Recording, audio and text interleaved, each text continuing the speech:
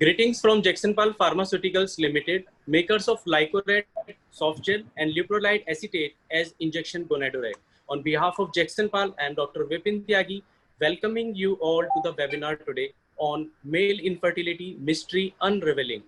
Thank you, Dr. Seema Mittal, President Rewari Obstetric Society and convener and moderator for organizing this webinar, supported by Lalita Memorial Hospital Infertility Center, Rewari. In the series of 7 days, 7 scholars, A to Z of infertility every Friday. Special thanks to Honorable Dr. Professor Colonel Pankaj Talwar Sir, Head Medical Services, Fertility and IVF at CK Birla Hospital, Gurgaon, Director AR Tech and Director iHoma Fertility and Childcare. Dr. Talwar is Senior Vice President, Indian Fertility Society and Founder Secretary General, Fertility Preservation Society of India. He is Honorary Senior Consultant and Professor, Department of Reproductive Medicine, Pacific Medical College and Hospital, Udaipur. We look forward to hearing you today as you share vast knowledge with all of us, sir. We thank all the esteemed chairpersons for sparing your valuable time to impart words of wisdom to all. We regret to inform that Dr. Umesh and Jindal from Chandigarh will not be able to join us today. We have with us Dr. Suman Bishnoi from CK Birla Hospital, Gurgaon, Dr. Nisha Jain from Saroj Hospital, Delhi. She is founder and president, Northwest Gynae Forum. We welcome the chairpersons to the webinar. In the panel, we have Dr. Jatinder Chadda, Shrijan IVF, Chadda Hospital, Yamunanagar. Dr. Chadda is founder, president, Yamunanagar Obstetric Society and editor, ISAR, Haryana. Dr. Manjeet Mehta, reproductive geneticist from Bombay. Dr. Deepa Gupta, joint secretary, Delhi chapter, Women Doctors Wing of IMA and secretary, East Delhi Mission Pink Health. For vote of thanks, we have with us Dr. Kajri Sharma from Mohindergarh, Haryana. Thank you all for sparing your valuable time to share the knowledge. Announcing and requesting your valuable vote for Dr. Mitra Saxena, past president of Rewari Obstetric Society, now contesting for chairperson Practical Obstetrics Committee, FOXY. We are indebted to ICOG for accreditation of 1 point to all attendees of this webinar. Welcome to all attendees present with us today. We hope that you all enjoy the session today. Please note, this webinar is brought to you as knowledge sharing initiative by Jacksonpal Medical Services, and this session is streaming on Facebook Live. The recording will remain on Jacksonpal's YouTube channel for reference and knowledge sharing. We request all attendees to please post your queries by text in Q&A box, which will be answered at the end. Due to the time constraint, please share your questions during the webinar itself as text. I will now request Dr. Seema Mittal ma'am to kindly initiate the session. Ma'am. Thank you, Vipinji, and thank you, Dr. Deepika. We are overwhelmed to have this session with you all. And as you know, we are having a session on every Friday because most of the time when we go for conferences or workshops, there is very little time to get the queries answered. And when we go to literature, 50% is for and 50% is against the movement. And then it becomes, evidence-based or experience-based where to go. So this is the third webinar in series that we have started in support with Jacksonpal. And first we had with Dr. Abha Majumdar, where we discussed all the induction protocols for IUI, and second was with Dr. Shweta Mittal from Gangaram Hospital, and we beautifully discussed poor endometrium. And today we have with us Dr. Pankaj Talwar. Dr. Pankaj Talwar needs no introduction, but we have very special respect for him. He is a man of few words but great wisdom. And today we have kept this topic specifically on male infertility. Dr. Suman Bishnoi will shortly be introducing Dr. Pankaj Talwar. But let me tell you that even today, when patients come to us, most of the time female is blamed for it. Even it has happened that male is married twice and then they get the semen analysis. It is very, very unfortunate. So this is a time when we have to tell all our participants that insist on investigating both the partners in one go and then proceed. So now the problem of male infertility is increasing day by day, be it stress, be it alcohol, be it late marriages, or many more changes that are coming in sperm. So today we have Dr. Pankaj Talwar sir with us, who will be speaking on male infertility, and I hope after his lecture there won't be any more questions unanswered.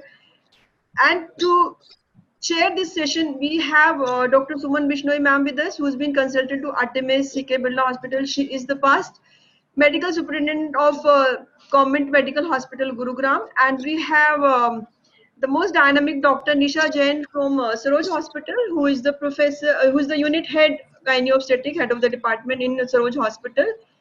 And unfortunately, Mrs. Jindal, Dr. Jindal had some casualty at home, so we will miss her, and she could have added to it. So I proceed and I request Dr. Suman Bishnoi ma'am to introduce Pankaj sir, and we proceed for today's lecture. Very good afternoon. Very good afternoon to everyone. At the outset, let me thank Seema Mittal for inviting me to be a part of today's seminar.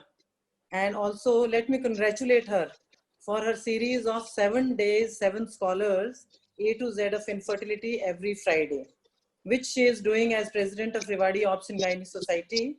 And today's topic is male infertility, mystery unraveling. And she has chosen the best speaker for her talk today he is none other than Dr. Professor Colonel Pankaj Talwar, VSM. So Dr. Talwar, it's written on the screen only, I'll read it from here only. He is the Senior Vice President, Indian Fertility Society. He is Founder Secretary, Fertility Preservation Society of India. He is Editorial Board of multiple infertility journals. He is Member Advisory Committee, ICMR. He is Member Infertility Committee, FOGSI. He is Editor, Nexus, which is the e-bulletin of Indian Fertility Society. He has been awarded Vishisht Seva Medal by the President of India for working in the field of infertility when he was serving the Indian Army. Associate Editor of FSR. He has experience of setting up 7 ART centers. He has the experience of 14,000 ovum pickups and embryo transfer cycles. He is a member of International Society of Fertility Preservation. He is trained in human embryonic stem cell derivation from Israel. And he is trained in fertility preservation by ovarian cortex freezing from Paris. And he is trained in PGD from Germany and Spain. And I think maybe many more laurels still to be read. I think I hand over to Dr. Pankaj Talwar.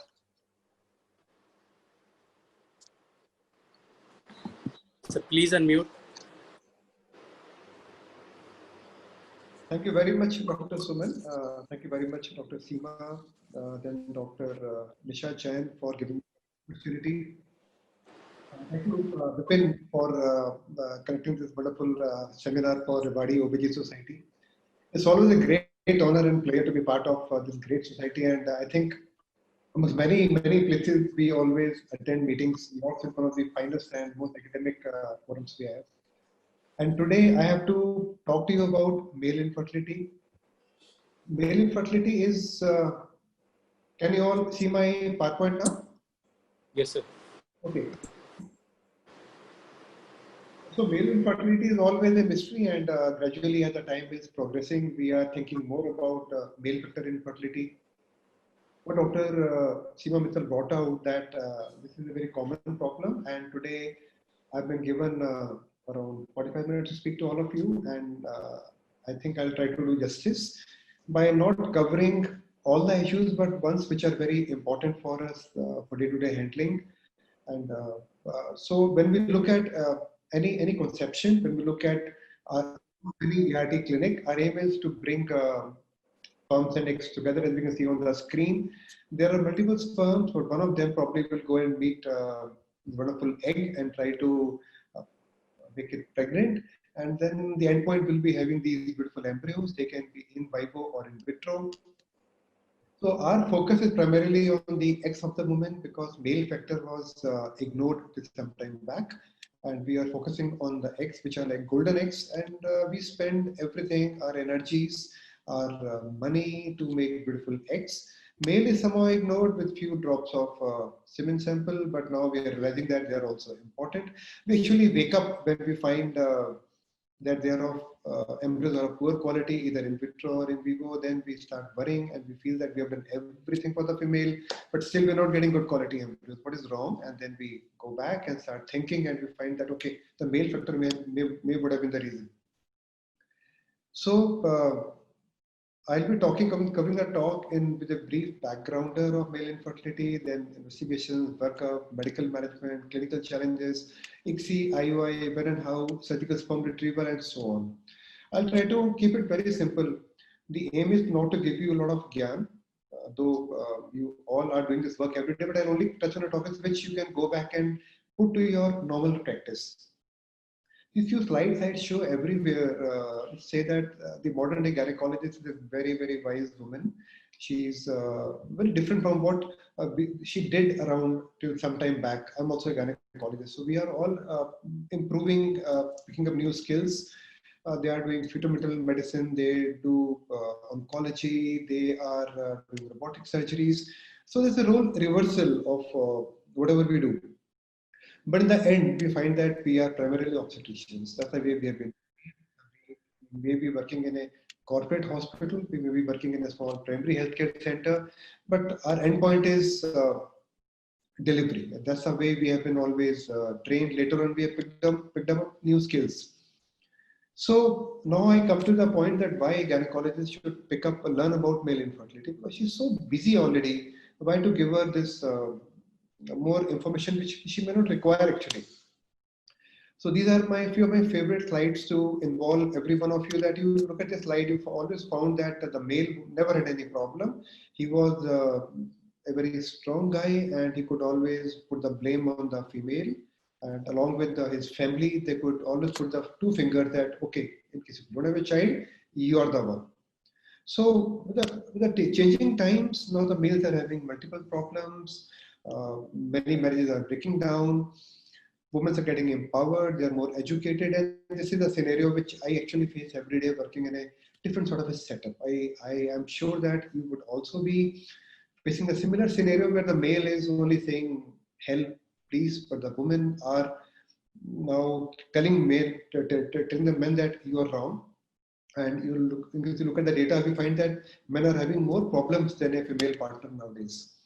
More and more marriages are breaking down due to erectile dysfunction, and around 30% of marriages break down in our country itself. There's an example where a woman divorced a man in the morning itself before when she found that she was having a problem. So after some time, they may say that we may be having impotency test to be done before the marriage. So things are changing, and as a gynecologist, you and me, and everyone present today, we have more than I think 200 people who are attending this meeting. All of us are the primary healthcare providers to the women, and nobody knows their psyche, nobody knows a good conduct for an infertile couple better than us. So I think we should all learn about some basics about male infertility, so that not only we treat them, but we can avoid many marriages to be being broken, many homes being broken, so we can bring both of them together, the families together, and that's the aim of my talk. So this is the scenario where the male is being broken down, and the reasons can be many, and low sperm count, and then the sperms which are abnormal are increasing in number, and so are the problems. So time has come to just revisit the male, and when you revisit the male, you get these beautiful pictures from the internet, which has got various anatomical and physiological features. I agree that we can't go to all of these things, and neither we should go. But I will talk about certain things which are important for all of us. The talk is always very boring. I always feel that I have this talk either before the lunch or before the evening dinner. Very boring. I've not taken my lunch today, and I'm sure even you wouldn't have had, many of you wouldn't have had your lunch today, because in gynae practice we don't get time. So my giving you some gyan is like pushing this stone up when somebody is trying to roll it down. It's pretty challenging for me, and we all are hungry. And okay, now coming to the some few slides which will tell you how important male infertility is. This is the fertility rates. In case you look at this, the top chart, we found that majority of the people all over the world country had babies in orange or pink or red. This meant that they may have around 5 or 6 babies. And how, I don't know how they did it, but all of them, they had 4 to 5 babies sometimes. Coming to 14 or 15, it's all blue, it's all gloomy scenario. Struggling to have 1 or 2 child. Even for 1 or 2 child, they have to undergo some sort of conception help. So things are going pretty bad. And this is a chart which I've taken from the net only. You'll find that around 70% of the Middle Eastern population are having male infertility. So male infertility is rising day in, day out. And gradually we will be seeing how it is occurring and how we can face it. So infertility affects around 15% of the couples worldwide. I'm sure that Dr. Abhay and Dr. Shweta would have covered these things multiple number of times for you. So 87% of the males may be having idiopathic male infertility or subinfertility, which is due to ROS or reactive oxygen species. What are these things? We'll be covering them as we go ahead in the next 45 minutes. So the male infertility may amount for 30 to 40% as of March 2014, but now I say it is touching around 45 to 50%. It is rising every day. So the first reference point of all these women, men is a gynecologist. And in case we put our foot down, I'm sure that we are not having this talk basically to tell you how to treat them. We are having this talk to tell you how we can get the whole family together. Unke in-laws, unke parents, unke siblings, how to get them together and save the marriage in case they have a problem, because they are very disturbed and the things can go to any extent. Idiopathic male infertility is 31% when the cause is not known. So majority of the causes are unknown. Then we have varicocele, and then we have multiple reasons which can lead to problems. But I just focus on idiopathic male infertility, varicocele, and some amount of infections which may occur to the tune of around 8%. And then hypogonadism is present in 9% of women. So time has come to rethink and introspect, and we don't intend to make or become ourselves an andrologist. That's a very difficult task for a busy gynecologist to do, but we have to know the role of an andrologist. We have to pick up certain good things in small amount of time so that we can help our couples, and we can energize our sperms by having the right amount of diagnosis, treatment, give them some drugs, the right type of drugs, and probably we can help the sperms to reach the eggs properly early. 30-35 minutes from now, I'll be talking about the main topics for the day. Daily practice points which you can apply to daily practice is what I want to tell you. Whatever I tell you should not be bookish. That's my aim. जो भी हम बात करेंगे आपको उसको अपनी practice पे apply कर सकें. That would be my aim. As all are present in the books and YouTube videos are there. I don't want to confuse you, but just I want to unfold certain thought processes and put them in the right direction. You know everything. Few books I will tell you to read in case you have time. Read from textbook of David Gardner. Then you can read WHO manual. Then these are the male infertility guidelines. From Europe, I've taken my strength from this particular bulletins. From Indian Fertility Society, we have got these wonderful bulletins. In case you want, you can go to the website and download them. They're very nice ones. They cover everything about male infertility. So basics, brief background, male infertility, the men currently also, these are all current pictures. They don't seem to be having many problems in open forums. They can have multiple marriages. India, from Bhutan, Eurasia, then Middle Eastern countries. The men can always make multiple babies, even at 75 years of age, feed them. So they never had any problem. They were like Arabian horses. Nothing could go wrong with them. They could run anywhere. But now there's the male situation. We are up in the air and they're all looking for help to you. So 40% of our OPD is male infertility, out of which around 70% is male infertility. This we know. So we have to, how do we handle them? So understanding male infertility, we have to know about semen analysis. These are few figures. Don't go into much of details. Just when you read the figures, tell your laboratories wherever you're working to report the semen analysis as per WHO parameters. So there is the WHO 2010 parameters, 5th edition. They should report as per these, and the sperm concentration should be more than 15 million. Not to confuse you, there are multiple things. परेशान नहीं होने का है. Sperm count should be minimum 15 million to be normal per ml, and out of these, good motile sperms should be around 32%, and total motility should be around 40%. These 2 or 3 things you have to know, and see that there are not many pus cells present. More than 1 pus cell is always, even 1 pus cell is a problem. So we have to see that there are no pus cells. Count is more than 15 million, and total motility should be around 40%, and good motility should be around 32%. And we have a term called progressive motility, non-progressive motility, and immotile sperms.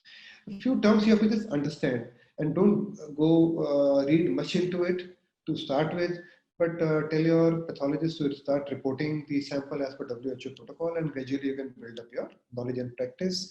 The certain terms are there: asthenospermia, oligospermia, teratospermia.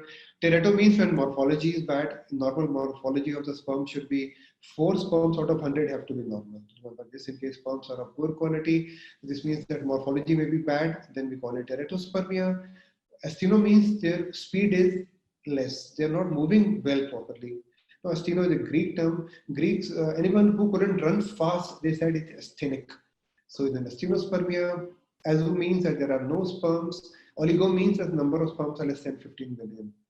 These are few terms which we read every day.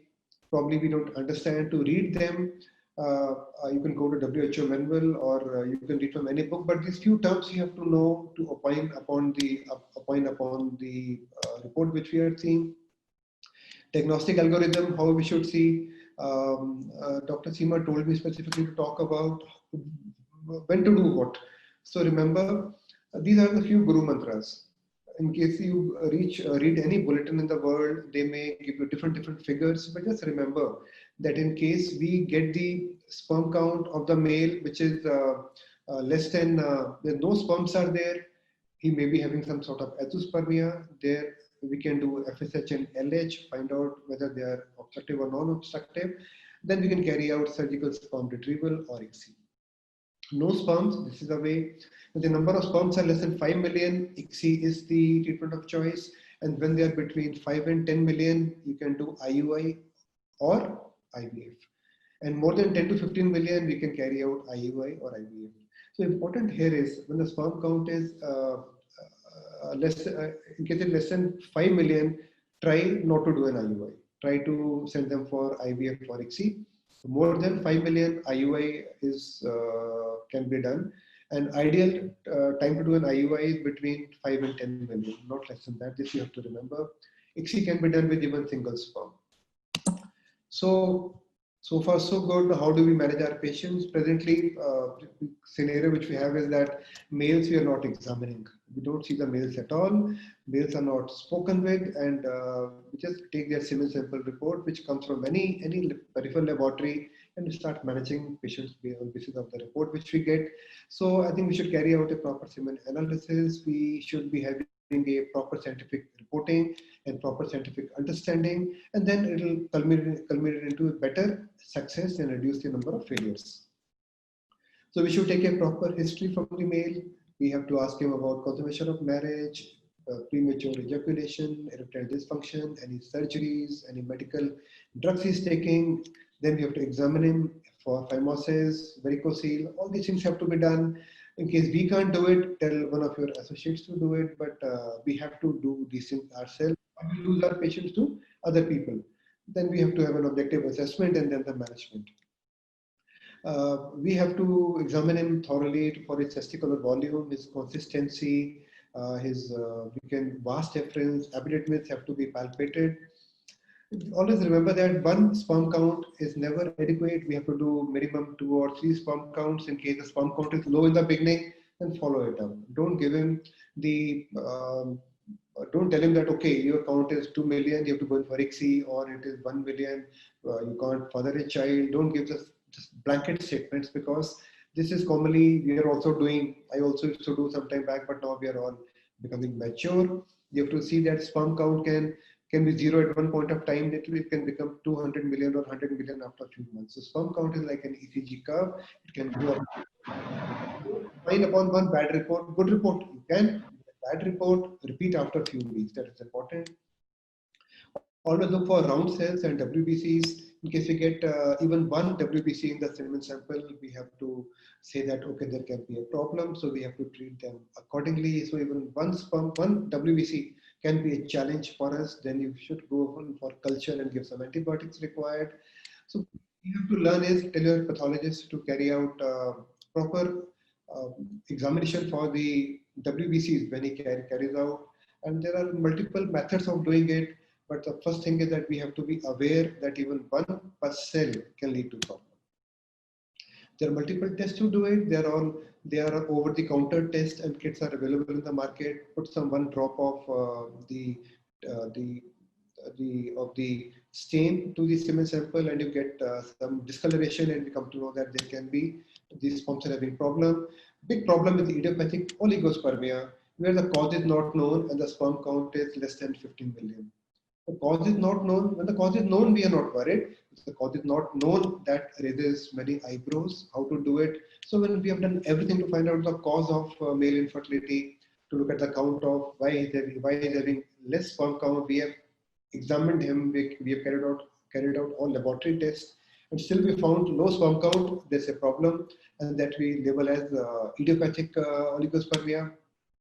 So idiopathic oligospermia is due to reactive oxygen species that we already know, and I'll be covering it in short as we go towards the end. When we find a pus cell with low sperm count, we are not worried because then we can do a culture and give them some antibiotics. That becomes an easier option. We give them, so in any patient whom we handle, we normally give them some amount of antioxidants. They can be in terms of lycopenes I use very frequently, or we can give carnitines. So these things we are normally doing, and but when we get a male with no sperm, then it becomes a challenge. So here you have to know one thing, that when you get a sample from the male, it says no sperm count, don't label him as azoospermic. We have to always centrifuge the semen sample for some time. There's a way to do it.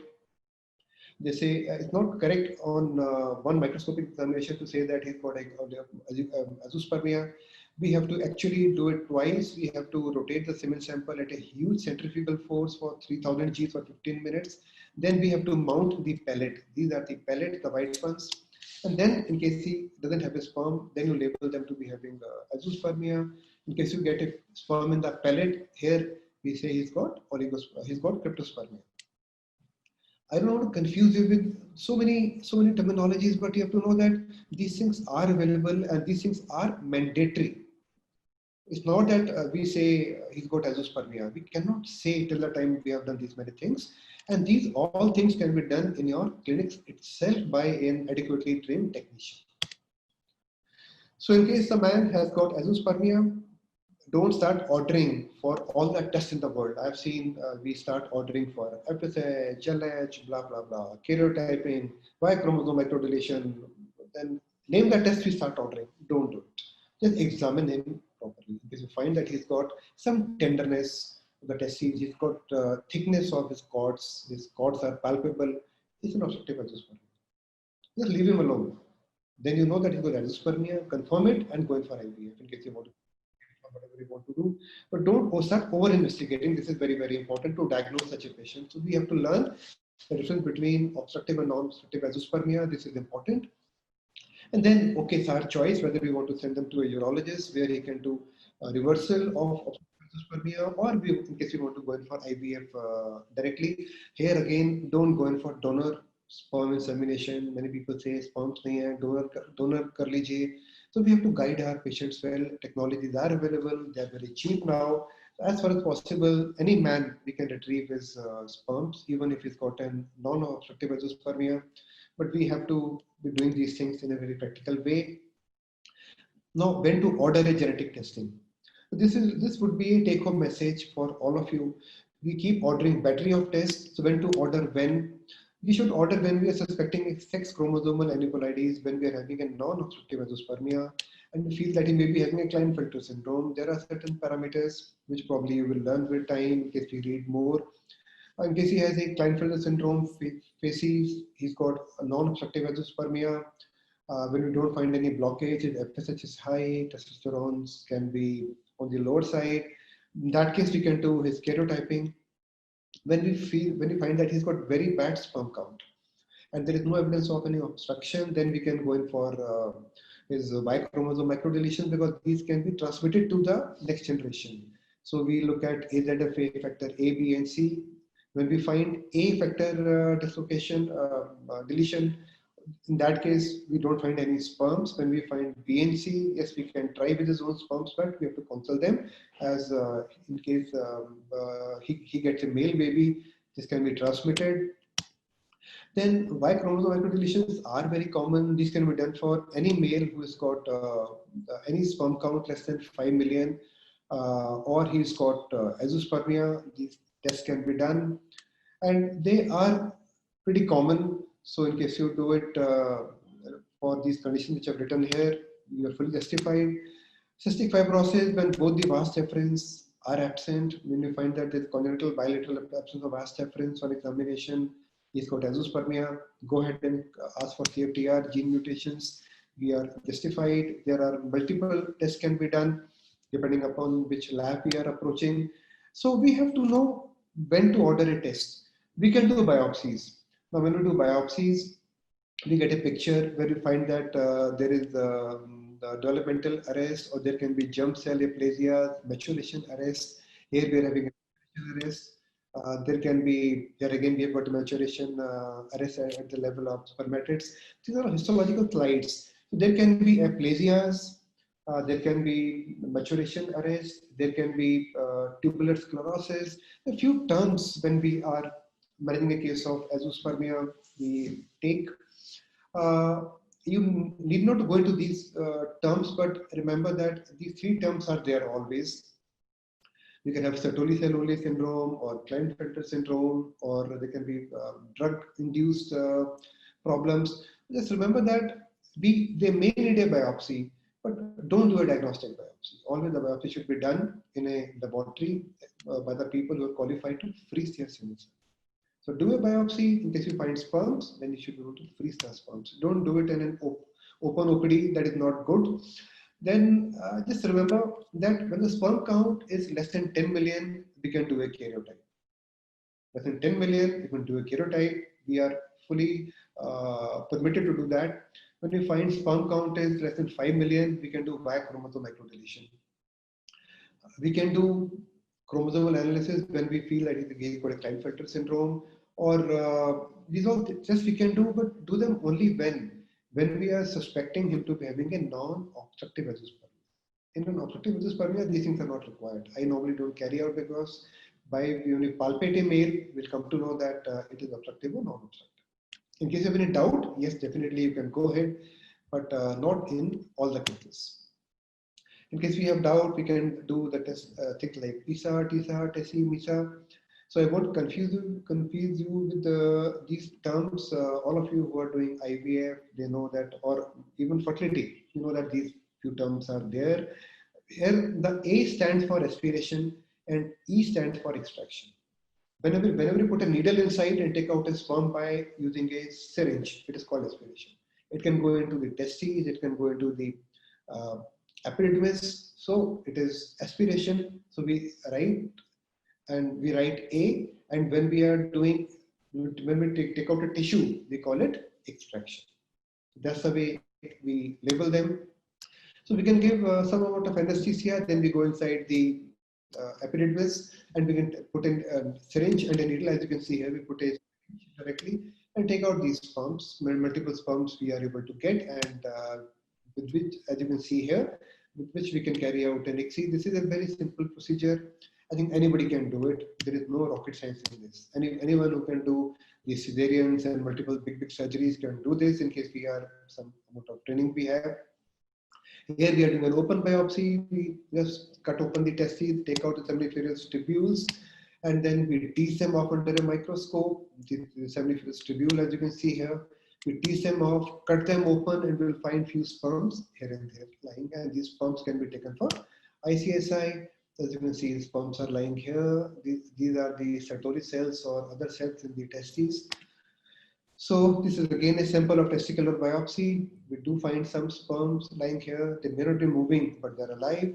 And then we can biopsy with them, one or two sperms lying in the. So we are doing it on daily basis, and this is very easy to do. Then we do and then pick up an XC needle. We pick up these sperms with the XC needle here, as you can see, and then we उनको हम wash करते हैं. Wash करने के बाद we put them in the media back, and then we can carry out XC with them. This I've already covered. When to do what type of testing we should know. Don't be invasive in an obstructive azoospermia patient and start carrying out all that testing for him. That will make his treatment expensive. And our job is to understand what to do when and to make their experience comfortable for us. There's a condition called retrograde ejaculation where no sperm, no semen comes out. It goes back into the bladder. So whenever you get a case of azoospermia, when there is ejaculate is very less, always take his post-ejaculatory urine sample and look for sperms. And I think any adequately trained embryologist can take a semen sample and centrifuge and look for sperms. So we rule out retrograde ejaculation by this. We can carry out advanced sperm function tests, and there are DNA fragmentation index, morphology, ROS. So they are very easy to do. It takes some time. DNA fragmentation index takes around 2 hours for any simple laboratory technician. I think they need to be trained for around a month or so, then they can do it as per my experience.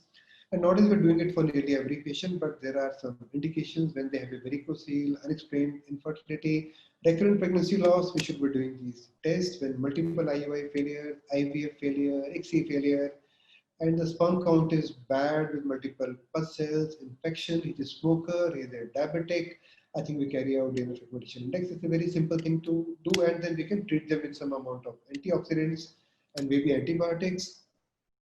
Here we can see the sperm with a halo around. So it's basically a halo test. So this is a sperm which is a bad sperm, and this is a good sperm when we carry out DNA fragmentation index. There are ways to do it, and just know that it can be done. It doesn't cost much, and it costs barely 4,000 to 5,000 rupees to carry out such beautiful testing for your patients. Many times you get all sperms are dead or they are not moving. What to do? Don't worry at all. Don't give your opinion that okay, you have to go for donor sperm or the sperms are very bad. You are very unhealthy. No need to do this. What you need to do this is that to tell them to carry out some vitality stainings. OPD procedures cost you only 15 rupees to carry out this particular test. It will tell you that sperms which are not moving, they are not dead, but they are alive. It's called vitality staining. And they are very cheap actually. And you have to add some media to it, 10, 15 rupees, 20 rupees to spend, and you know the whole opinion changes of a gynecologist. And for the patient, he's got new leash of life. So in case sperms stain pink color, they are dead sperms. In case they stain white, they are good quality sperms. That's the way we go ahead and do things. So then we can carry out hyposmotic swelling tests. And here what happens is that in case sperms are looking dead and you put them in this particular stain, their tails will start curling. As you can see here, you can see curling of the tails. You can see a small curl. You know that these sperms are good sperms. They may not be moving, they may look dead, but they're alive. You can carry out IVF for them. So my aim of telling you these people is that you should be looking very positive when you look at the male patient. The report shouldn't rule you, but the interpretation should rule you. And in case you're positive, you can save so many marriages. You can give them so much of happiness. And patients nowadays, they can spend money, but they're looking for hope. They're looking for a good doctor. And so they keep shifting doctors. So after this talk, probably I hope that we are able to counsel them properly. Morphology is the damage to the sperm shape, their DNA, their acrosome. So these things can be done very simply. There are a few tests, there are a few slides available, pre-stained. These can be utilized. Then, so take home message one here would be that you have to understand semen analysis, what I've told you, and the foundation of an ideal fertility management. Now going beyond a few clinical challenges, which you have to know which can pull down the male, lifestyle disorders. Here, smoking, always ask the couple that do you smoke? Do If the ladies smoke, I find ladies they smoke more than the women nowadays. The type of people I see, or majority of the women, a lot of women are smoking. So ask, does the men smoke? If men is smoking, then you have to give him proper care, tell him not to smoke. And smoking can lead to multiple problems. They can lead to sexual dysfunction, they can lead to low sperm count, they can lead to chromosomal damage, they can lead to oxidative stress. So multiple things smoking can do. So tell them not to smoke. This is one thing you have to do. I have less amount of time. I won't go into these whole theories of how it does it, but smoking can be very bad for the male, and they can lead to aneuploidy, mutations, DNA damage. Pollution outside can lead to sperm damage. Do they take alcohol? Alcohol is pretty fashionable nowadays. So alcohol can lead to problem. Not only in the men, the women. Tequila shots, which women have nowadays, they can lead to multiple problems. So we will tell them not to have such habits for both of the men and the women. Then we have to look at spermatogenesis can reduce by the alcohol. And so alcohol is as bad as smoking for the couple. Do they take any recreational drugs? Uncommon. We don't find many people taking these drugs in our country. They're not easily available. But in case they are taking, in case you have any idea, tell them not to take it. These are the people who take protein supplements. They can lose their fertility because they contain testosterone. And any health shakes, proteins, they can lead to suppression of the testosterone, and then the male can become infertile, they can have erectile dysfunctions. So all these things, pre-hormones, testosterone, DHEA supplementations in these health drinks can lead to problems. So in case the man is a bodybuilder, he's a smoker, drinker, see that they can have problems. Is he obese? Obesity is a problem. He's a couch potato, he's eating all the time, and then BMI is pretty high.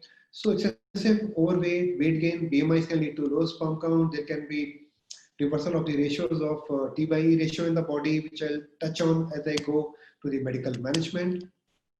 So just remember that the men who are obese, the men who have got raised BMI in the waist circumference, they can have low sperm volume, low sperm concentration. So always treat them accordingly. So this is the ratio called T/E ratio. I won't go into the details, but remember, you are a male who has got raised BMI, who's got low sperm count, do their T/E ratio. And in case you find it is less than 10, you can put them on letrozole, or you can put them on anastrozole, or take a consultation. You must know that this ratio called T/E ratio, which can be done in all obese patients who have raised BMI. That's all I want to tell you today, for understanding that this is a basic part of our investigation. Moment to look at the man, smoking, drinking, health shakes, BMI is high, T/E ratio is less than 10, always think that estrogens are high, and we put them on some sort of medication. This is all what you have to know. Is he under stress? Is he worried? Stress, COVID, anything, non-COVID, we all are worried nowadays, but in case they're worried due to their job, profession, their marriage, you have to remove the stress. Stress can lead to multiple problems. So is he multimedia free? Mobile phones can lead to problems. Minimal use of mobile phones. He has to have some sort of break from these technologies, laptops. Are they staying below such radar towers? This can lead to problems. So mobile phones may have an adverse outcome, not actually fully proven, but yes, they can have problems. Is he a sport person? Is he playing the games all the time? Is he doing bicycling, playing football, basketball, wearing tight undergarments? Is he spending a lot of time in jacuzzis, hot tubs? The people who go to the gyms, they take a lot of protein supplement, then they go and take sauna. In sauna, the sauna will burn his testes from outside. When he takes those health drinks, it will do an endogenous. There will be all exogenous testosterone, and he'll have problems. So these things should not be done. You should know that playing those power games, power sports, bicycling, taking multiple saunas, they can all reduce penile perfusion. There can be injuries, there can be erectile dysfunction and low sperm count. So prolonged sunbathing and these things can lead to low sperm count in the men nowadays. So women can take sunbathing, men should avoid taking it very frequently. Does his wife complain himself that he's having any sexual disorders? This must ask. Must ask the wife. Don't ignore it. They may not come out by itself. And in case they say, okay, yes, we can give them some sort of medications. Okay, does he have any varicocele? Always look for varicocele. Testes are supposed to be at 35, 36 degrees centigrade outside the body. But in case he's got a varicocele, testes go to 37 degrees centigrade, so his pumps get damaged. Do we operate on every varicocele patient? No, you need not operate on all the varicocele patients. There have to be medication. He should be having a clinical varicocele. Subclinical is the one which we see them on an ultrasound, and other are clinical. Clinical is when we see them at rest or by Valsalva. When he coughs or something, that becomes grade 1, 2, and 3. So whenever we have a clinical varicocele, we have to yet not operate. We have to see that is he having infertility for more than 2 years, or his sperm count is falling low. Only then we go in for varicocele surgery. All varicoceles don't need surgery. This is would be my take-home message for all of you. Then coming to, we have spoken when he has gotten azoospermia, what to do. We are very clear. Now coming to some conditions where we are all actually confused. This is what Dr. Seema had told me, what to talk to you people. And this is the part where what she told me to cover for you. When do we treat the male with medications? I've told you that when he's got pus cells present, do a semen culture. When culture comes positive, treat him for around 14 to 21 days. So culture is not a problem. Culture we are all treating. I'm sure that we are giving all our men antibiotics. Don't overdo it. That is one. Second, I'm very, very sure we are giving our men a lot of lycopenes. We are giving them carnitines, vitamin E, vitamin C. We give them Chyawanprash. We give them whatever possible we give them. We all are giving. Let's look at some indications. So the first common indication is that when he's got infection, this you can manage. I'm sure you're all managing, so I won't talk about it. Second is when he's got, coming to the empirical medical treatment for the men, the cause is not known. Half the time we don't know what we are dealing with, and large number of doctors, including me, sometimes to do something for the patient, we give them some medication. As I've told you, sometimes to oblige ourselves, sometimes to oblige pharma, but we're giving them some drugs.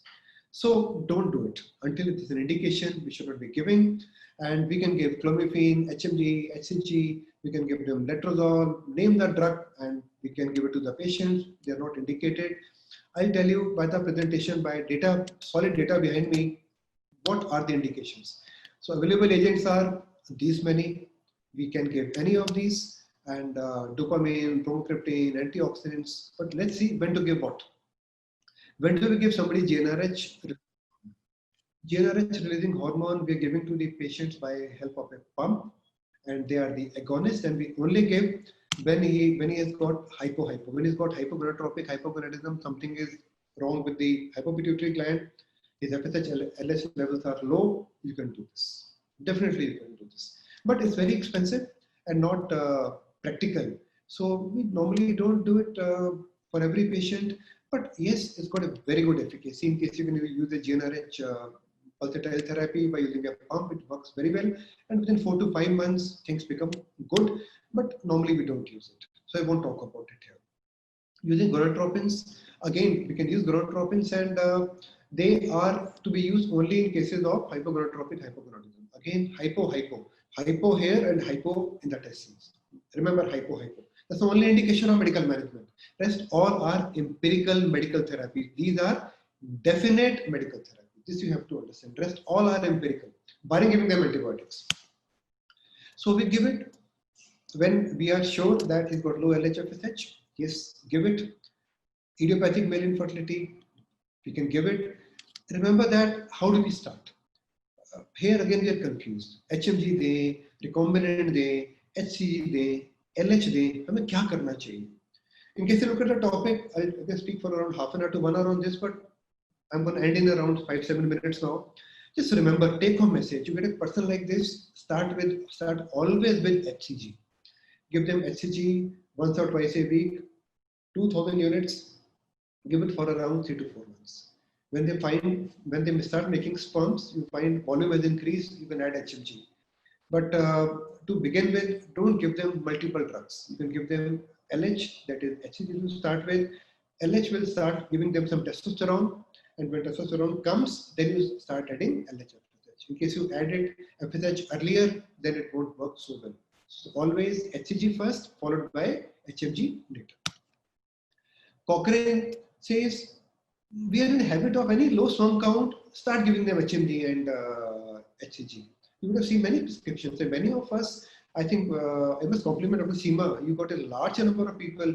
What I can see, you got more than, I think, 200 people with you today.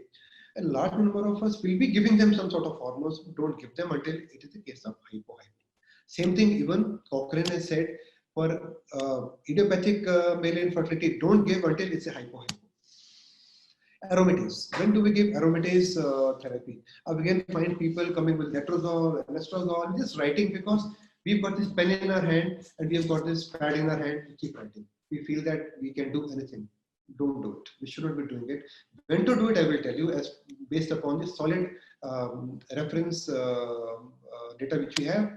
When the man is obese, his BMI is high, and we feel that his levels of estrogens are higher due to the peripheral conversion of testosterone to estradiol in the fat. The T/E ratio is normally more than 10. When it becomes less than 10, we can give. But until it is not there, don't give. But in case the ratio reversal is there, give. Otherwise, don't give. Don't write empirical medical therapy until the T/E ratio has gotten reversal. So these are few, just a chart. We find that post-treatment, everything improves. We find that sperm count number increases, volume increases with the T/E ratio improving. So there is no doubt that we can give them these aromatase inhibitors, but only indication, not as empirical medical therapy, do their T/E ratio less than 10, higher amounts of estradiol in the body, go ahead. Otherwise, not to be given. Multiple papers, just to show you that I've done my homework, multiple papers are there which say, yes, you can do it. Then coming to androgens. Can we give androgens to the men? Never. Never give a man androgens in case he wants to conceive. Never. You can give it to increase his libido. You can give it to a man of 50 years of age, 51 years of age. His family is complete. He's got low libido, give it to him. But don't give it to a man who wants to conceive. This will harm him more. It's got a medical legal implications. Giving a man steroids, androgens is a medical legal implications. Don't give it in case he wants to father a child. Multiple papers, I've told you the gist of it. Dopamine agonist, yes, you can give in case his prolactin is high. Hyperprolactinemia can lead to low sperm count. This is known thing. So you can give any drug. You can give rule out the cause of hyperprolactinemia. You treat the cause, and you can give bromocriptine or you can give gabapentin. Both are equally good, but gabapentin we are using more frequently. Give it once or twice weekly. Give it for some time till the time prolactin levels become normal and sperm counts become normal. Now another favorite drug which we write for every man, clomiphene. Any woman coming to us, we write clomiphene. Every man coming, we write clomiphene. Don't do it. Clomiphene has to have some indications. We only write clomiphene when his FSH level, LH levels are low. Not very low, but low, and he has got low levels of testosterone. I'll repeat. Give clomiphene in the ratio of 25 or 50 milligrams a day for 25 days on, 5 days off. Don't cross 50 milligram. First of all, give 25 or 50. Give it for 3 to 4 months. Do give it, but only give it when his FSH levels are suboptimal and his levels of testosterone are low.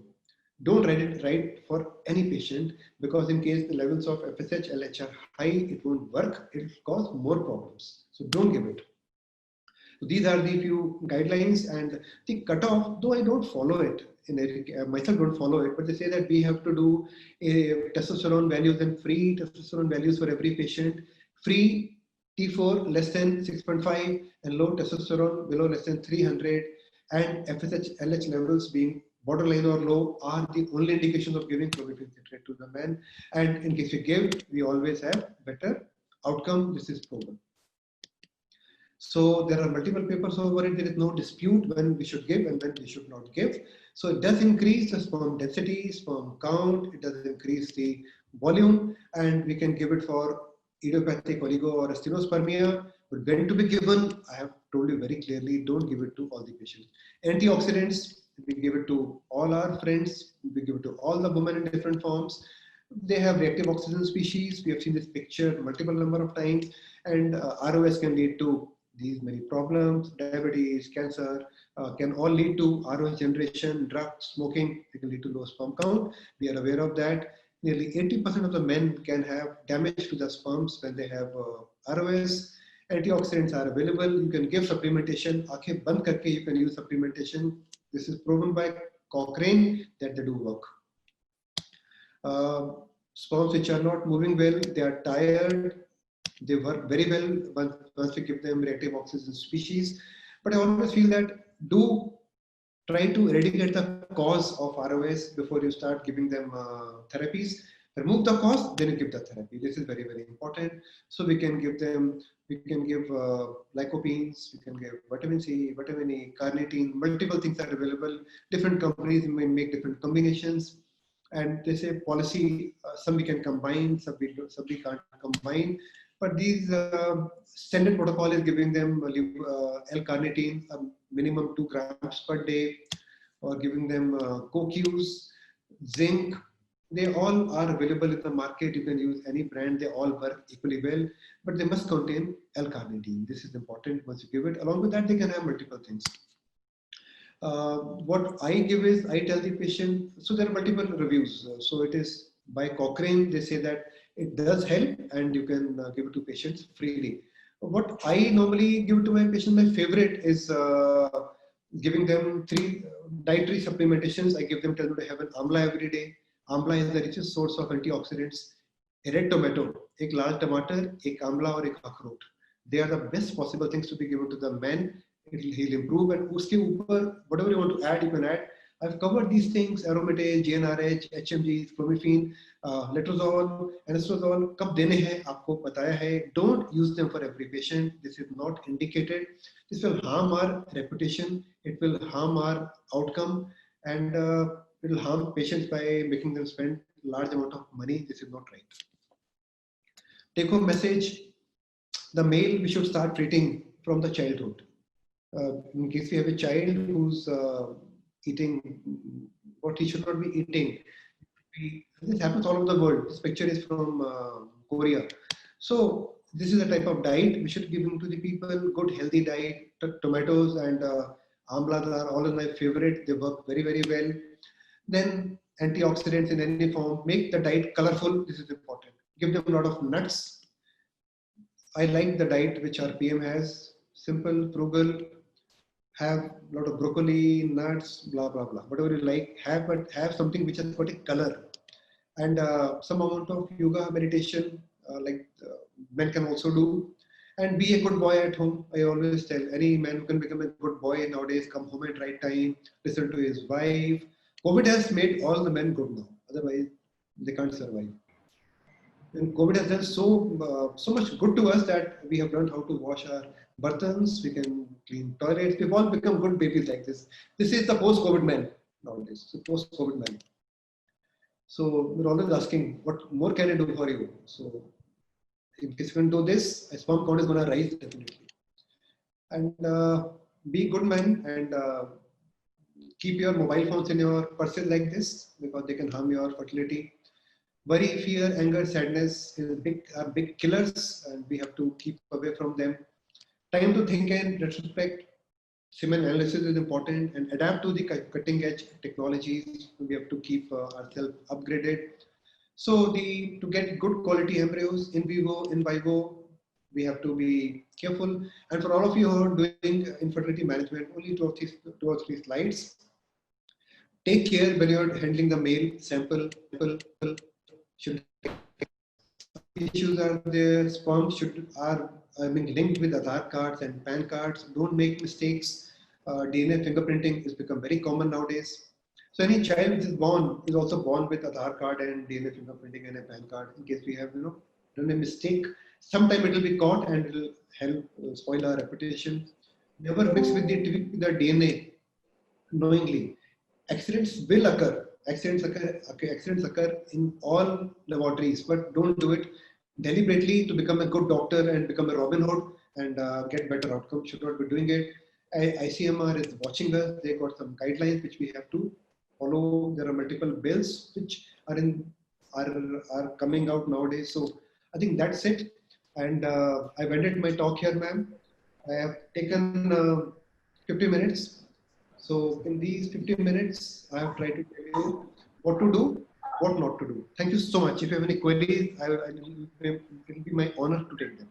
Thank you, sir. That was a brilliant talk. And in the end, we can say that you are the most wonderful teacher and your passion for teaching was clear. And thank you for summarizing everything, not only practical points, but the theory as well. We don't have to read male infertility anymore. And may I invite Dr. Nisha Jain? She had some connectivity problem. Dr. Nisha, we have to thank Dr. Pankaj sir for such a wonderful talk. And yes. Thank you so much. One question to Dr. Pankaj sir, please. Dr. Jatinder, do we have Dr. Nisha? You can talk after Dr. Nisha finishes. We will take your question. Okay, Dr. Nisha, is she there? Okay, Dr. Jatinder, you can carry on with your question. Dr. Jatinder, please. Sir, I had a question. We do semen culture and sensitivity. We treat the patients according to culture sensitivity. But after some time, again, the pus returns. And a male examination has been done. There is no tenderness or prostatitis or any other urological complaints. So what do we do about it? Recurrent pus. Yeah, actually pus we don't diagnose properly. How do we diagnose the pus? Half the time the pus is eradicated in case we take simple few precautions. No, where does the pus come in the man? Pus is not all that common. Really, 7 or 8 out of 100 men can have pus. A woman can have UTIs. The men cannot get pus. That's the way he has been created by the God. So the pus comes because when the man comes, we don't give him the proper room for a semen collection. We don't counsel him. Now imagine a scenario with a man. Dr. Seema, can I talk? I mean, do I have time? Doctor, I'll take around a few minutes to clarify these doubts for all of us. We got around 335 people logged in. I can make out. So when the man comes to us, he's coming in summers. He comes to us, but then he comes in sweating. And he has not taken bath in the morning. He's coming in the afternoon from his office. He's sweating now. When he gives a semen sample, he opens a bottle and puts the sample in it. So what is happening is that his undergarments are all full of sweat. He's got the bacteria from his rectum or his bottom coming and touching. So बिना हाथ साफ किए हुए, बिना अपने को clean किए हुए, बिना counseling किए, he'll give the semen sample and we start going E. coli. And we say that you got a semen infection. No, what do you mean by semen infection? It can only come from prostate or bladder. कहाँ से आ रहा है? Is bad hygiene. So what should we tell the man? That before he gives the semen sample, do it in the morning. घर से जब भी आना है, नहा धोकर आना है. Clean yourself. Wear loose undergarments. Don't wear tight undergarments. Wear loose undergarments when you come to us. That is number one. And when you come, always make it a point that you clean yourself completely and come after taking a bath. Don't come without taking a bath. So this is very, very important thing for all of us. And this has to be followed in every patient. You'll find that the semen culture will become better. Then there has to be a method of seeing the semen culture. What we are finding is that the semen culture is being done for the man by an unqualified person. They're not qualified. So they have to not do analysis to diagnose pus cells. We have to know how to look at the WBC. The people don't stain. They look in the microscope, acha pus cell dikh rahe hain. The pus cells are not seen. Pus cells have to be actually stained properly. So doing that. For any round cell, we are saying that he's got a pus cell. That is the wrong diagnosis. I think we have to learn how to do a proper semen analysis. And then we find that he is immature cell from the testes. It may not be a pus cell at all. We have to see what we are doing, and we should do it in the correct way. And once we get the pus cells growing, I think we should repeat the test again in case you have any doubt. Or in case you want to give him antibiotic, give it for 21 days. If we give antibiotics for 4 or 5 days, that is wrong. Give it for minimum 14 to 21 days. And it should not occur actually. And in case it occurs, it is a case of prostatitis. In such a case, I think we should refer him to a urologist. Let him handle it then. Thank you, sir. And there's a question from Dr. Manorama Jain. Okay. Dr. Nisha, Interpretation of some antibody titer and management. Anti? I can't Hello? hear you, ma'am. Some antibodies. anti-sperm antibody they want to know, sir. Anti-sperm antibody is, Yes. antibody is a very old term. We don't use it anymore. That has got, in every meeting, people talk about anti-sperm antibodies. Just remember that it's got no significance at all. Just forget about it. Anti-sperm antibodies, to diagnose it, we can do multiple testing, but even after diagnosing it, we can't actually do wonders. So don't even think about anti-sperm antibodies. When you look at the sperm count, semen sample, and you find some clumping is occurring, and you find that there is some agglutination, live sperms are coming together, that is agglutination, you may suspect that he's got anti-sperm antibodies. And sometime back, we were giving some patients corticosteroids, we give them multiple things, give them antibiotics. They are not the right treatment, so don't bother for it. What you should do it, very simply, is that whenever you suspect anti-sperm antibodies, take their semen sample in a bottle which contains media. So now, supposedly there's a bottle which is with the media sample. Normally we give them this empty bottle. But now when we suspect anti-sperm antibodies by looking at agglutination in a sample seen before, give them this bottle with some amount of media in it. And then he should put the sample, and then all anti-sperm antibodies will disappear, and immediately you prepare a semen sample, and that's the way we handle it. Very simple. Don't think much about anti-sperm antibodies anymore. We don't talk about them. They have no clinical relevance at all. This is what I like to tell you. There are multiple tests. Kits are available. You can do IgA, you can do IgG, IgM, you can do beading, immunobead, but they have got no clinical significance as of now. That would be my answer to you. Thank Hello, sir. We have a couple married for 3 years, trying for 1 year, recent onset of premature ejaculation. How much time do we give the couple before this premature ejaculation is declared a concern? See, we have to, the thing is that we are always in a hurry in the way that we want to give them a child and the concern for us. I think agar wife ka HSG ka report theek hai. I'll only do one test for this couple, that is the HSG. In case HSG is fine and his semen count is fine, I'll give them a lot of time. And we like to handle them in a very delicate way, because premature ejaculation or erectile dysfunction, that is the most important parameter for me to be treated. So first of all, how to define them? What is premature ejaculation? We have to learn how to define. What is erectile dysfunction? We have to learn how to define. And then find out, is it primary onset or secondary onset? Does it have it? In case this happened now, what is the stressor behind is having premature ejaculation? I would like to manage him myself with a drug which we give. We can give them SSRIs, we can give them Alapil, we can give them Epoxetine. There are various combinations available to us. We can give them these drugs and treat them ourselves. I like to treat them myself for a period of around 3 to 4 months with intensive counseling. And in case after 3 to 4 months also they are unable to perform together or they are not happy, I'll refer them to a urologist. Let somebody more qualified see them. And in case even he also fails, yes, after 4 to 5 months, we can take them for IUI, IVF. IUIs can be done earlier, I agree, but not IVF. And when chief concern in such a couple would be to bring them together. and not to give them a child. And these are the recommendations of European Union also. Treat them in case you can treat them yourself or with somebody's help and get a couple together. Otherwise, they will divorce, and that is not the right. That's my call. And so I'll give you around 3 to 4 months. We can treat. And in 3 to 4 months, you are unable to manage, and there is a bigger problem. But not before that. Not as the primary intervention. You should be doing IVF. Thank you, sir. I think next question we take in the panel, and then after the panel, if there are some questions left, we can discuss in the end, sir. So may I invite our panelists for today? So you have to be with us for the panel.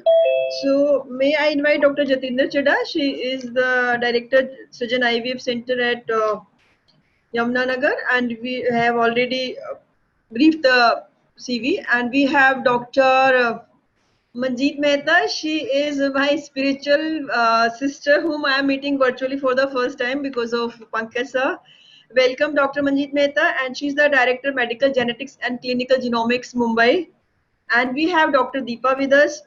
Dr. Deepa has special interest in infertility and ultrasound, and she is the Secretary of East Delhi Vision Pink Health Cultural Committee member, and she's the member of MTP committee. So we will have questions, and one question will go to one panelist, and ultimately we will take help of sir. So can we have the first question, Deepika ji?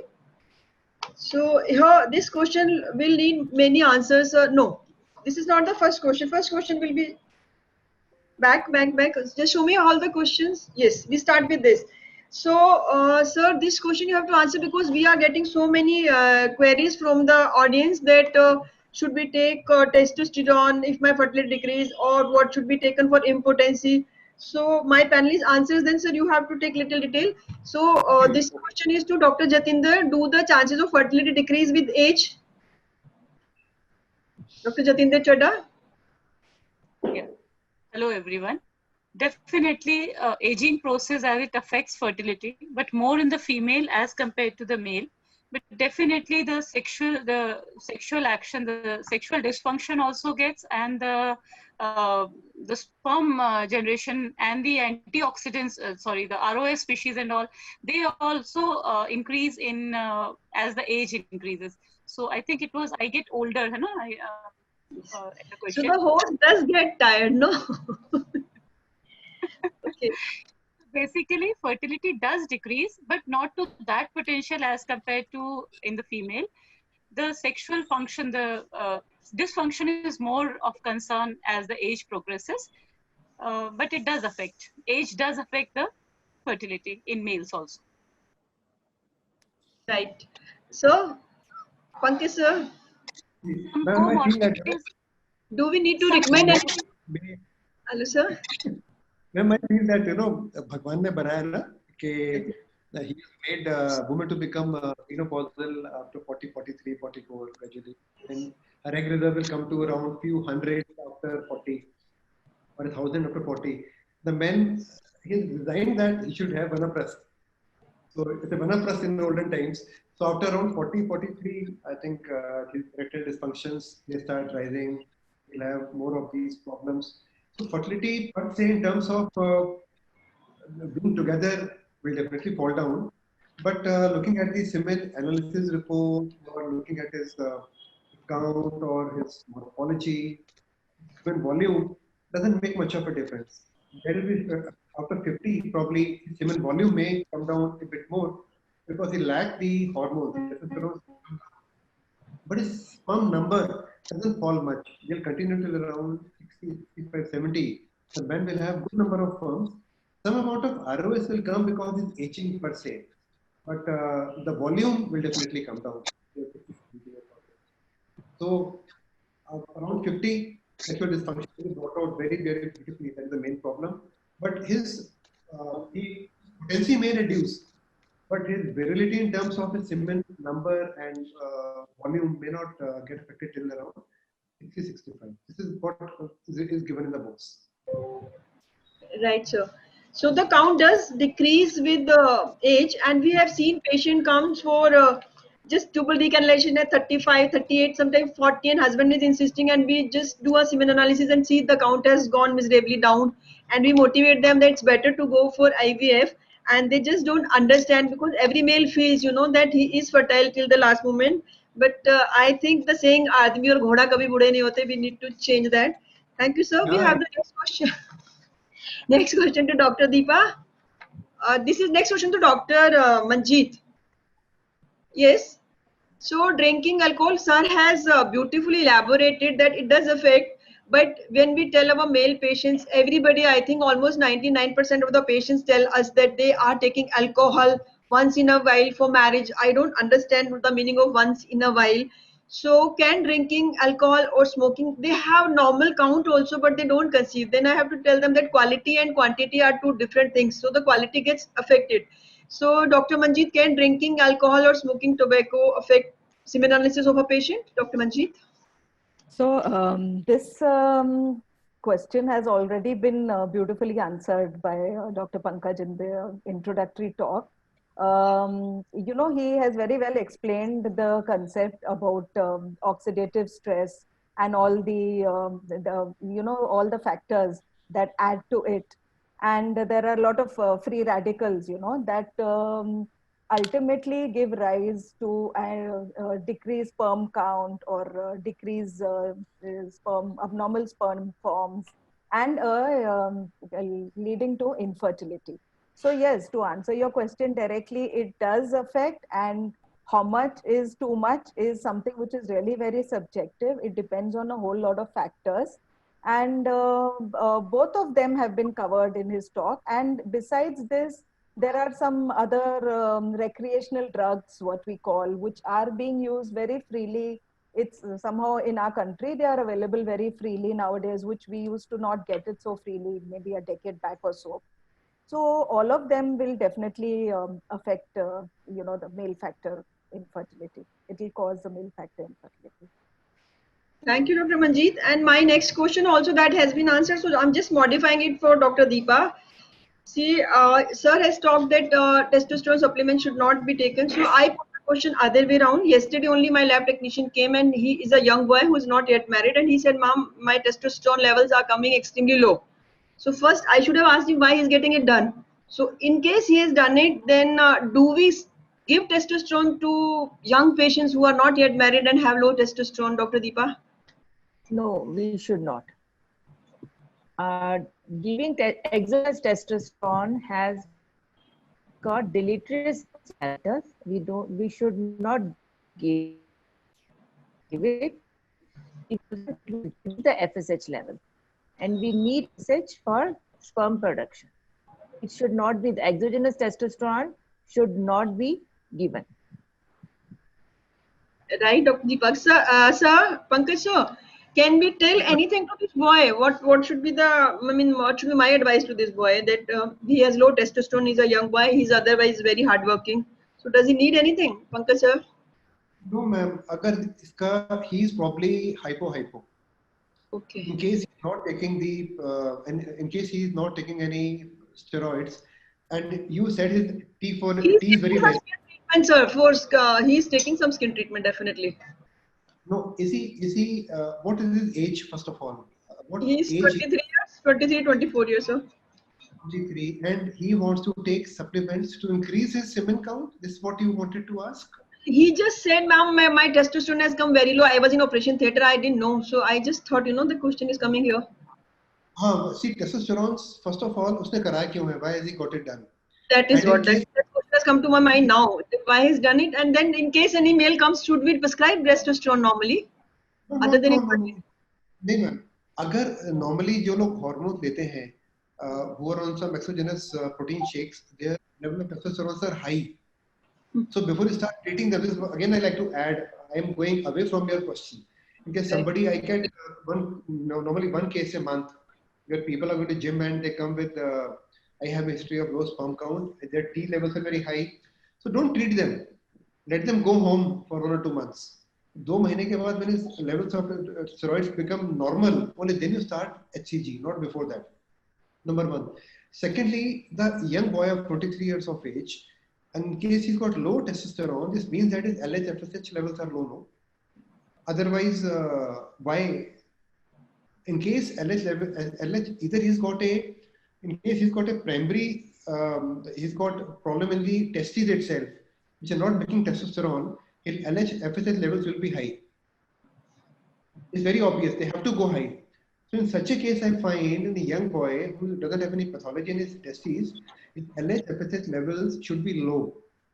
It will be low. So you can't actually take a call whether giving, supplementing or not till the time you don't do with LH, FSH. And in case his levels are low, don't give him testosterone, you give him HCG. Give him LH for around 3 to 4 months or 3 months. Then you add FSH or HMG to it. So he doesn't need any treatment with testosterone by any means. He will need HCG followed by HMG. This would be my call. Sir, very true. Yes, sir, anything? You... Do is LH-FSH. Right, sir. I agree with you, sir. We had 3 gym instructors who were undergoing treatment for infertility at our center, and in this lockdown, all 3 of them, all have conceived. So I agree with you. Do nothing. I think no exercise and no supplements. That really helps. So we have next question to Dr. Jatinder. So whenever we say abnormal semen analysis, patient gets very panicky. We have discussed, I think, everything, but Dr. Jatinder, what is your take on this? If there is abnormal semen analysis, what do you do next? First of all, just a single semen analysis, if it is coming abnormal, one should wait. We should counsel the patient, because patients are very educated nowadays. They read the reports and they go to the referral values also. So they come panic to us, but we have to ask them. First is very important in any case is a history. So we ask about the reproductive history, about the sexual history, about any medical significant history, about any stress he is undergoing, any recent illness he has been suffering. And if all that is okay, we get it rectified. If there is any fault in that, we counsel the patient that a single report is not going to label him something abnormal. We can get it tested after an interval of around 2 months plus another semen cycle, another spermatogenesis cycle. And if that report also is persistently abnormal, then we have to look into the parameters, what parameters are abnormal in the semen examination. Whether the volume is less, whether the pH is altered, or whether the count is low, how low is the count, and how is the motility, what is the morphology. All the parameters, as Dr. Sir has already discussed, all these parameters, and every parameter indicates to some pathology in the patient. Accordingly, then we get a physical examination of the patient done, and whatever any comorbidities are there, we look for that, and accordingly then we decide the treatment. So we should not jump instantly on what is abnormal, and we should counsel the patient. We have to look what is the pathology which may be concerned, whether it is azoospermia, which is oligoasthenospermia, whatever it is, and accordingly we have to treat the patient. Okay. We may require further investigations in the patient also, like if it is azoospermia, we need to label it whether it is pre-testicular or hypo, then we require the endocrinology workup. Or if the physical examination in itself reveals a very flabby small testis, so we know that it is a testicular cause. So similarly, for every parameter which is deranged, we need to check the patient, and we have to accordingly investigate and then treat the patient. Okay. Yeah, I would like to add a couple of points as far as investigations are concerned. So this DNA fragmentation, which has been covered in the previous talk, is, as Dr. Jatinder has rightly mentioned, we do it at interval, 2 different analysis of the semen testing at interval of 2 to 3 months. And then we go ahead with the investigations. If we have a patient with oligoasthenoteratoma, we can advise them a DNA fragmentation test, and then we see an increasing rate of DNA sperm fragmentation with increasing age. Morphologically the sperms would be normal, but then we don't know if the DNA inside is good or not.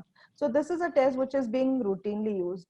Here also, being a geneticist, I would just like to touch upon a few investigations, for as far as genetics are concerned. There are a whole lot of abnormalities which may be either at the DNA level or at the chromosomal level, which cause male factor infertility. So, I mean, depending on the entire clinical picture, we could decide like which of these investigations we need to go in for in this case. That's Dr. Manjeet, for the beautiful explanation.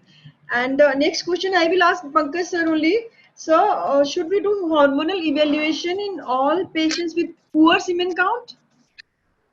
Poor, No, I they are mean not. less than 10 million, sir. No. Actually, the guidelines are very clear. Till the time we don't find any amount of obstruction, it's an infection. So don't do it.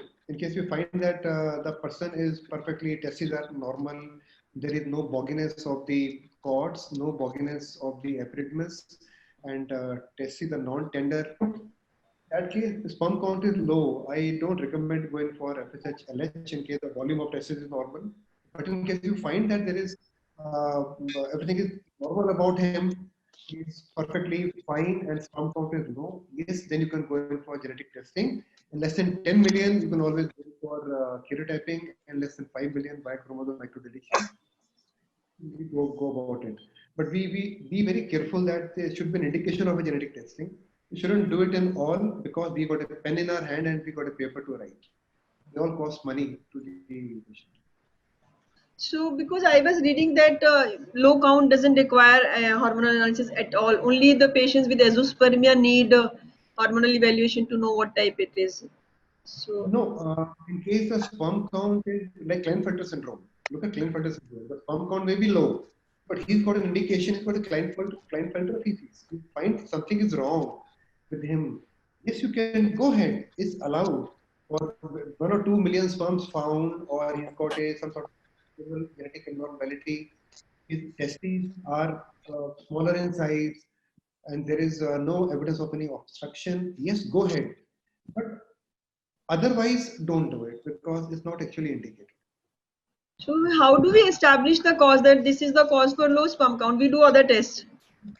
Good clinical examination is the most important thing which we don't do. We are missing on that. We try to examine the patient by doing his hormonal assay. I always say, like, I'm also a male gynecologist. I've done gynecology, I've done everything. Now I'm come to IVF. So as a female gynecologist also, since you are looking after 40% of the clientele of gynecology is infertility. 40% of them may be having male infertility. We should examine how to examine it. We can learn laparoscopic surgeries. We can learn pituitary medicine. I think anyone who's doing infertility should learn how to examine a male. And once you learn how to examine a male, you keep pedos or pedometer with you.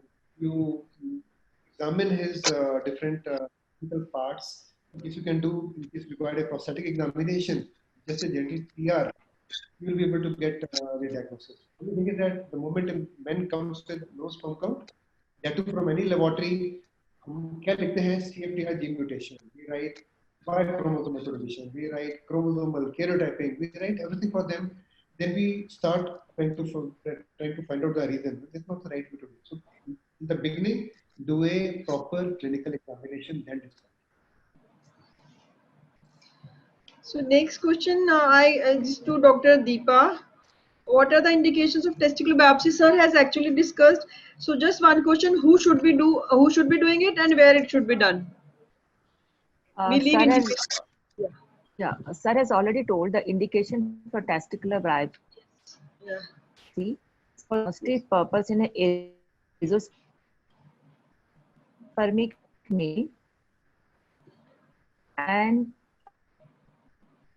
an IVF specialist should do an testicular biopsy, and it has to be done at a center at the facility. At that center, testicular biopsy is to be done. Right. So the center which has facility for cryo-freezing the sample, and it should be done by IVF specialist. Very right, Dr. Deepa. Next question to Dr. Manjeet Mehta. What is the role of reactive oxygen species and oxidative stress in male infertility?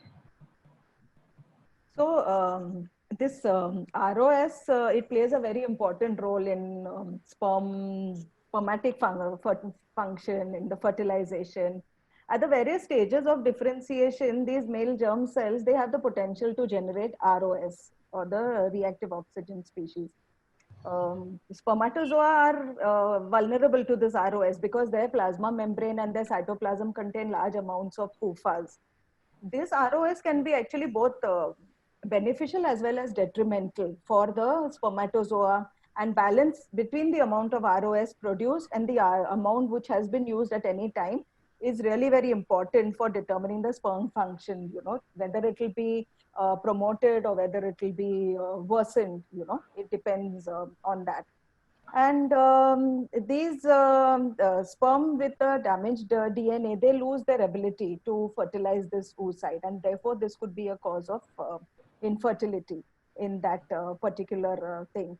And this is, apoptosis, we are all familiar. It's very strictly regulated by several intrinsic and extrinsic factors, and it can be triggered by a wide variety of stimuli. And we've touched upon all these factors also in the previous talk: irradiation, chemotherapy, any kind of toxin exposure. Additionally, mitochondria are known to play a very important role in this mechanism of apoptosis. And high levels of ROS, they disrupt the inner and outer mitochondrial membranes. And this results in a series of events, a whole cascade, and ultimately it induces apoptosis. So tobacco, smoking, all these factors which have been, explained previously, they are associated with a decreased sperm count. Now, there are a few people who are offering ROS testing on either seminal or plasma. And then they say that ROS gives poorer outcomes, and then antioxidants are giving. But I don't know. This testing is quite inconclusive. It's not available at many places. But the people who are doing it, they take the semen in a vial or a tube or a tablet, and then they just, they say that how it is calculated, how it is standardized is not very uniform. But then there are a few people who are giving it. And I think DFI is definitely a more reliable test. So I would in fact like inputs from Dr. Pankaj on this, whether it needs to be tested. Like the importance, we are all aware of it, but the testing part. Thank you, Dr. Manjeet, for elaborating so beautifully on this such important point. And next, we will take question one by one on COVID from Dr. Pankaj sir, and I think that will be the concluding session. So, Pankaj sir, tell us, do we need to wear PPE or anything when we are doing semen analysis in this COVID time? See, what I say is that there are no guidelines from ICMR about this till yet, but they say that whenever we are handling the semen, whenever we are handling the semen, there's a probability that semen may transmit, they may be carriers of COVID. So whenever we are handling a semen sample, we should be doing COVID. But the only issue is that in case you start doing semen sample COVID for every patient, analysis costs rupees 400, and the COVID will cost rupees 4,000 rupees. So it doesn't work out. So what we are normally doing is that for a plain simple semen analysis, which is a very short procedure for half a minute or so, or 2 minutes, we are doing it. We tell the patient to get the sample from home. So he writes it down, get the sample from home. By the time he comes, sample is liquefied, and we don't take the sample outside inside in the laboratory. We have kept a microscope outside. We just put a drop, wearing proper gloves and N95. All these things we are always wearing, and the food we are wearing. Just put one drop outside the laboratory only and give the semen analysis report after wearing proper gloves and appropriate PPE.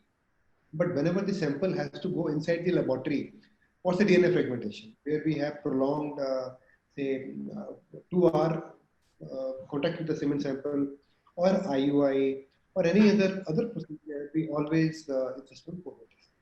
But for plain simple IUI, sample from home, and when bottle comes, we just disinfect with some sort of potassium compounds or some sort of hypochlorous. Do it outside by wearing PPE, and he goes home. I don't do COVID for analysis. And that's what they're following everywhere. For analysis, they're doing the same. Sir, does COVID affect fertility? Do we have some studies or we still have to wait to know the effect? So COVID pandemic is work both ways, as you said. In COVID, many of the men who could never earlier have a father a child, they are having a child now. COVID has done so good by treating his mind that Stress people free, have yes. become very virile. Relaxed. They have done. But on the other hand, many of the men have gone mad by the COVID, and they are having a lot of problems. Also, psychological disturbances are occurring. But COVID per se cannot cause infertility. COVID is a it's a virus which basically interacts with the ACE2 receptors, and they are primarily in the lungs. It can be transmitted in some number of cases in the semen, but by itself, there is no study which says that it can lead to infertility. I think we'll have to wait longer for any more dynamic study, but transmission may be possible. So we wear a appropriate PPE when we are holding the semen sample, preparing it, or we do COVID before having a prolonged interaction with the semen sample before doing carrying out sperm function test or IUI or. And so one last question: when we are doing IUI for a donor, so we Right. take a consent. So how long do we need to keep that consent form? We have to preserve that consent. पहले अब तक till now we don't have any formal consent in our country. Initially it was 5 years. Whatever is happening in the ICMR and Department of Health and Research, it is lying on lying in the cabinet presently. Bill has been approved. What has been approved, we don't know. But in case they have gone by the guidelines of, the guidelines came in 5, 10, 14, and 17. So before 15, it was 5 years. Now it is 10 years. Now it's become 10 years. But 10 years is as per the recommended guidelines by the ICMR. From 5, they have made it 10. But bill में क्या finally आने वाला हमको नहीं पता. But they say that PM has approved the last guidelines of 17. So it will be for 10 years. And even if it is approved or not, but till now we are safe to do it for 10 years because this is as per 2017 guidelines of ICMR. 10 years. Right. So we have 10 years. 10 years we Yeah, have to 10 years. keep. Not till that 18 years of age, the child has the right to know about parent and father and all. No, not in India. No, sorry, then it is not the form. I thought it's about the sample. Okay, about the form, that will be for immemorial. The Yes. data has to be maintained for minimum 10 years. And the Yes. data will only be given to the ICMR repository. This is lifelong. This data will never go. You may not see, you must know that what does ICMR say? Sorry, I missed up the question. Probably It's okay. hypoglycemia. Yes, sir. My semen sample is going to go inside the can. So I'm worried about that. So what you have to know is the ICMR has very clearly said that the moment you do any case, it may be an IUI or it may be an semen analysis or it may be an IVF. The moment you do a case which may lead to pregnancy outcome, within 1 month of this procedure, whatever we have done, we have to inform ICMR. The data which you get of the outcome of that procedure has to go to the ICMR. So in case the child has conceived with donor sperm, to that data, that donor sample will be impregnated and delivered a child, has to be sent to ICMR. That is lifelong. There is no age. After that, we can destroy it. It can't be destroyed. It will go on the cloud. It has to be preserved. So, but is it hard copies lifelong or hard copies for 10 years and soft copy Hard copy. lifelong? No, lifelong. Hard copy may get burnt. Hard copy may get wet. Hard copy may be eaten by the rats. It happens with all. Soft copy, no? You cannot preserve hard copy for 10 years. In my life, I could never preserve copy for 10 years. Even our MRD record room, you need to start records for 10 years. So anything can go wrong. So I always say, whatever outcome is, immediately click a picture or as such we are typing on the computer, whatever software we use, send the result to the cloud right away. And cloud will always, will never fail you. It goes to the cloud. And whenever you want, download them back. And just it should have a quality that you should be able to tweak that document. So when you prepare the document for you, when you prepare the software for you, that's the way it is prepared. So data given on 14th of August cannot be tweaked over again. That it was 14th of August. So you want to withdraw it back and want to level it 15th, you can do it. That is possible. But 14th data can't be tweaked. That's the way the cloud works. Thank you, sir. That was the most relevant discussion we had today about the male infertility. Thank you so much for being with us for such a long time. I know your time is very, very precious. You spared it for us. Thank you, sir. And we really enjoyed your talk and the knowledge sharing. And we hope to see you again and again. And thank you, Suman ma'am, for sparing your time. Thank you, Dr. Nisha Jain. There was some connectivity problem on her part. Thank you, Dr. Jatinder. Thank you, Dr. Manjeet. It was nice to see you. And thank you, Dr. Deepa. Thank you, Jackson Pal. And thank you, all the participants. I think that there were questions, but you know, they kept on deleting as you kept on proceeding, sir. So all the questions are answered. Thank you, sir. Thank you so much once again. Thank you. Thank you, Jackson. Over to Dr. Deepika.